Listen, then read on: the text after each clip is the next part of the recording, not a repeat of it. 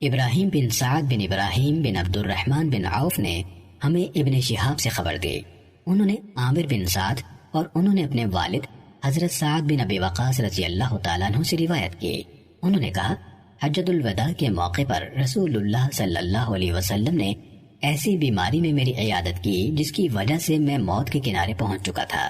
میں نے عرض کی اللہ کے رسول، مجھے ایسی بیماری نے آ لیا ہے جو آپ دیکھ رہے ہیں، اور میں مالدار آدمی ہوں اور صرف ایک بیٹی کے سوا میرا کوئی وارث نہیں بنتا، تو کیا میں اپنے مال کا 2/3 حصہ صدقہ کر دوں؟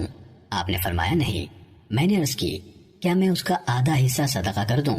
آپ نے فرمایا نہیں، البتہ 1/3 صدقہ کر دو، اور 1/3 بہت ہے۔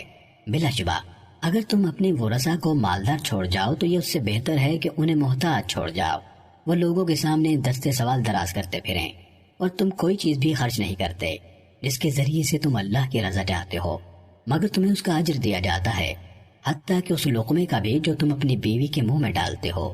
کہا میں نے عرض کی اللہ کے رسول، میں اپنے ساتھیوں کے مدینے لوٹ جانے کے بعد پیچھے یہی مکے میں چھوڑ دیا جاؤں گا۔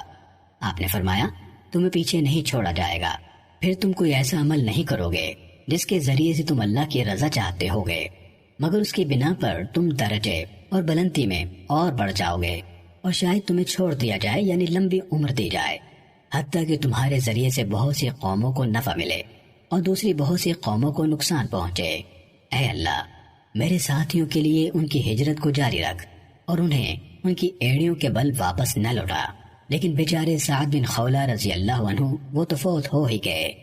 کہا رسول اللہ صلی اللہ علیہ وسلم نے اس وجہ سے ان کے لیے غم کا اظہار افسوس کیا کہ وہ اس سے پہلے ہی مکے میں آ کر فوت ہو گئے تھے۔